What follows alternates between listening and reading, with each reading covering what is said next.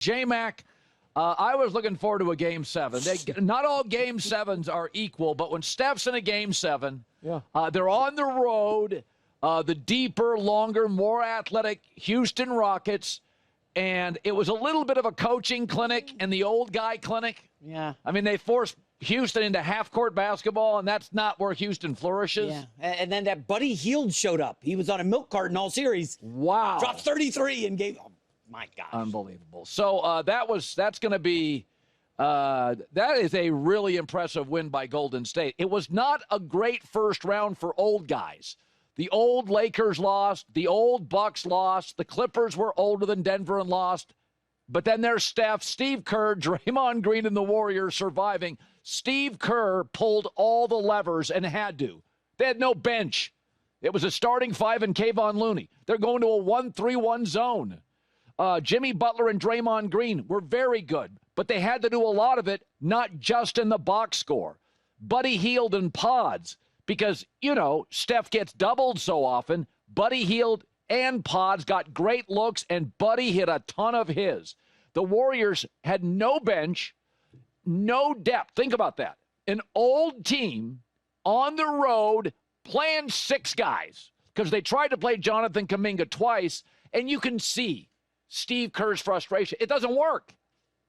He's like the kid at the playground none of the kids will play with. It just doesn't work when Jonathan Kuminga's in there. He gets the hook. And so here's Steve Kerr. They score 103 points. 100 of their 103 come from their starters. You're on the road. The other team's got more length and size and depth, so you had to pull all these levers. And then there's Steph Curry. And the gravity of Steph was on display. So, I mean, when you pick him up at half court and you're doubling him and trapping him, it leaves Buddy Hield open. And it gives Jimmy Butler more breathing room. And eventually, in the fourth quarter, Steph hits 5 of 6. He's the hammer. Houston's the nail. And he finishes it off. But what Golden State really did yesterday is they said, Draymond Green, shut down Şengün.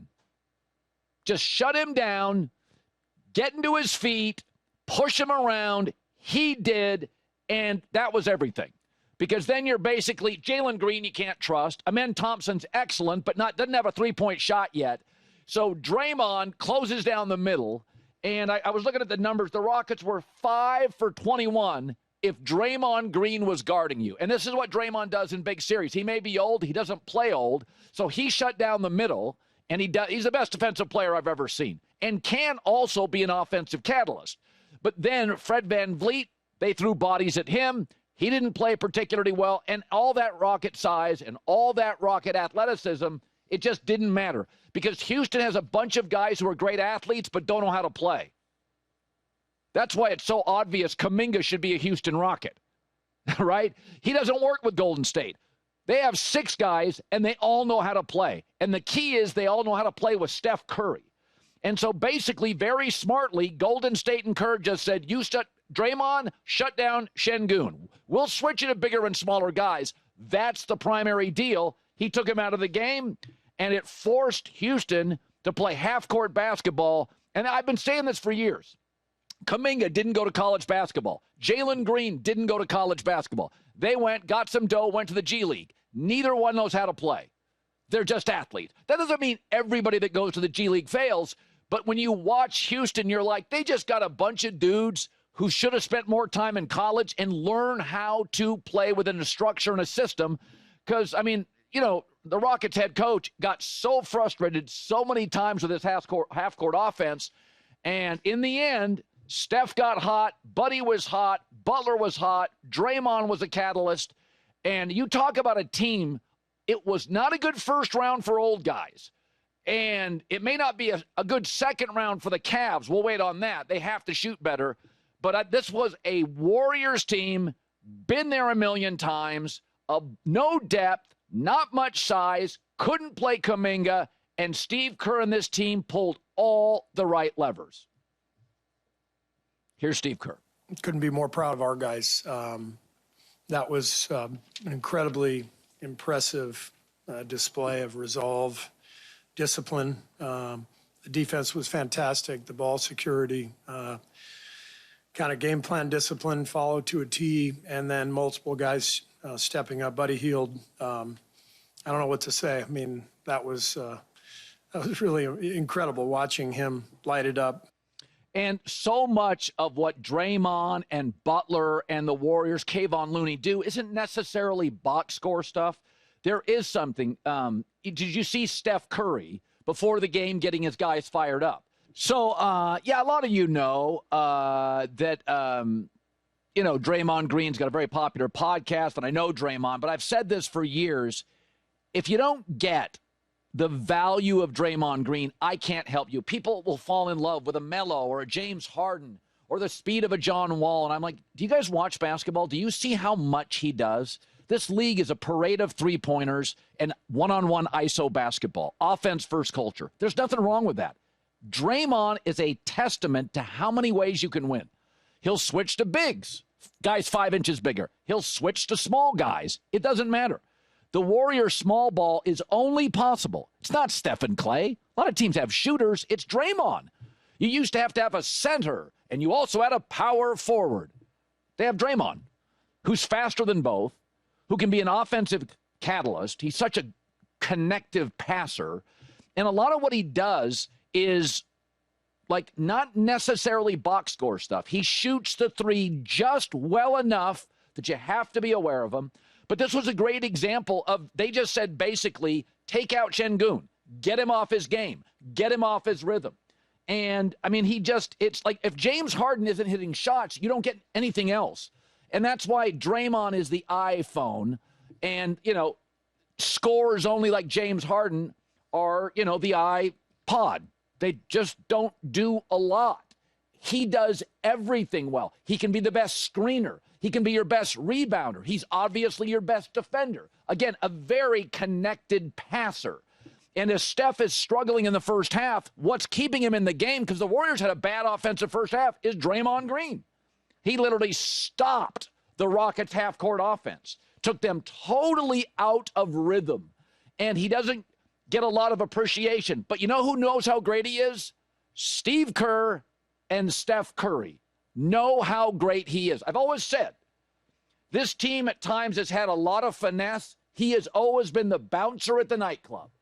You think they're soft, you think they're small, and then it's like Rodman, but with a much more layered offensive game. Rodman couldn't shoot. Rodman wasn't a great passer. Rodman was just annoying. That's just one of the gears Draymond Green has, and here's his coach after. Draymond really, he's our leader, and when he's right, like he was tonight, he's an incredible player to watch. The defense just kind of owning the court on that side of things, and then just being patient and not turning it over and being in the right spots offensively. Yeah, and the other thing I like about Draymond, I'll play a bite here in a second. The other thing I like about him is, and I understand this, these NBA players, it's shoe deals, it's Instagram deals, it's big contracts, it's pods. It would be so easy to come into this league, you get the bag, and you're satisfied. Draymond Green will not be satisfied until he no longer plays in this league. I pouted way too much last game. So I spent the last 2 days embarrassed. Just at what I gave to the game, what I gave to the world. I was embarrassed. And so I've been dying since the last game ended to get out on the floor and prove who I am. One thing about this league, you're never done proving who you are until you're done. Completely finished. And I don't know how many more of those games he has. They play Minnesota. Chris Finch coming on later. That's an interesting game. The bigger, deeper Timberwolves. The difference is Houston's bigs and depth are all kids. Minnesota's a Rudy Gobert, Julius Randle, Naz Reid. So Minnesota collectively is a much more experienced team, much better in the half-court offense. They present much different problems. I don't love this matchup going forward for Golden State. The Warriors just took advantage of Houston's inexperience. awful half-court offense if Fred VanVleet's not scoring and naivete. You're getting none of that with a great staff and a lot of games and a lot of experience. I think this is a tough matchup for the Warriors, the Dubs. I would probably take Minnesota, their coach, later in the show. But that was classic Draymond yesterday in a crucial road game, Game 7, when you basically were playing 5 guys in Kayvon Looney, and Steph was off in the first half. And you won. And Draymond was a huge part of that. And that's where I want to talk about the Clippers losing to Denver. So I thought the Clippers, Denver fired their coach at the end of the year. They were playing terrible basketball. I'm like, I get a better coach. I get a head coach. I get a team Clippers that are deeper, I think more talented, arguably, and they're playing great. And yet, here again are the Clippers, led by sort of a mercenary, a basketball mercenary, Kawhi, great player, not a leader, and James Harden, ball-centric too often, invisible often in the playoffs. And what do? There's no way the Clippers should have lost this series. Denver's got, like, the substitute teacher coaching. Stan Kroenke, the owner, is like, we're too good to play this bad. They get rid of Malone. And I'm thinking, that's a bad decision. Everything was right in front of them. And Kawhi Leonard, this is why demeanor and leadership matter. He doesn't set the tone, unlike Jokic, who got on his teammates multiple times in this series. Now, Kawhi's he's a really talented instrument, a bit of a loner. He'll never be the heartbeat of a franchise. To be the leader, you got to play more than 45 games annually. You got to be there. And so it's like, okay, what about James Harden? James Harden, similarly. James Harden will give you buckets. But the difference between him and, say, a Westbrook, if Westbrook's not giving you buckets, he's giving you so much else. He's giving you rebounding and defense and intensity and attitude. If James Harden isn't hitting baskets, and he wasn't yesterday, you get nothing else. So, Kawhi's always been a guy that feels kind of cold and calculated. He's kind of a basketball hired gun. And that's, to me, he's got some MJ Kobe comps, but that's where it ends. Because Kobe could be inspirational, and Michael was a leader, and he was barking, and that's what Jokic did. The great players in the playoffs, demeanor matters. Leadership matters. Denver, give Westbrook a ton of credit for a leadership role. Give Jokic a ton of credit. You got a substitute teacher as a head coach. Denver shouldn't have won this series. Inspiration, once again, matters. Leadership, once again, matters. Harden's talented, but he's a one-trick pony. You don't get points, what do you get? There's always an excuse. And again, Kawhi's an all-time talent, but he has to be like KD, an accessory. He cannot be a foundational heartbeat of the franchise. You can't play 45 games and do that.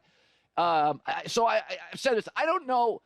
The Clippers are good, but if you can't win this series, when you have a significantly better staff, you're playing great basketball at the end of the year. The Nuggets are a mess. They go with an interim coach. Everything's off. And in Game 7, one of your guys is good but won't lead. The other one's bad and refuses to. Here's Ty Lue after. James having to carry such a heavy load, with Kawhi missing, I think, 45 games. And just having to carry that load, all season long. And he did a great job with that. And I think Kawhi, like I said, coming back, being Kawhi and having a confidence in his knee that he can play more minutes, he can get through these games. And those two together for a whole season, I think would be tremendous. Nobody thinks you're going to get those two guys at this point for a whole season. It's all fool's gold. Kawhi, there's always one purpose, but it's never a higher purpose. So the Clippers can keep grabbing onto this stuff, but give the Lakers credit. The Lakers will move off people. They take a swing for Westbrook. Doesn't work. They make deals. They're always willing to make deals. I feel like the Clippers, the stepchild in the city, I know they got the richer owner and the new facility. They just keep clinging on to this thing. Well, next year will be different. No, it won't. Kawhi will play like 40 games, and Harden will give you buckets and won't defend and won't lead, and that's what you are. But, the reality is, if you can't win this series with a new arena, you got an interim coach in Denver. I mean, you've got a brand new head coach. I mean, there was Russell Westbrook. There was infighting. Malone wanted to play him. The GM didn't. Westbrook ended up being a tone setter for 4 different games in this series. More on that later. But we've been saying this now for some time. Jokic is the best player in the world. But there's an argument in many games, and Jamal Murray's the second most consistent offensive player. Westbrook was huge. And it wasn't because Westbrook's in his prime. Westbrook was willing to lead and bark and emote and be raw. And Westbrook has seemingly discovered, I don't know why it took so long, how to shoot a 3. But so much of Denver was, to me, was looking in the mirror. I mean, if you go to about game 4 on, Denver was the better team and should not have been. Should not have won this series.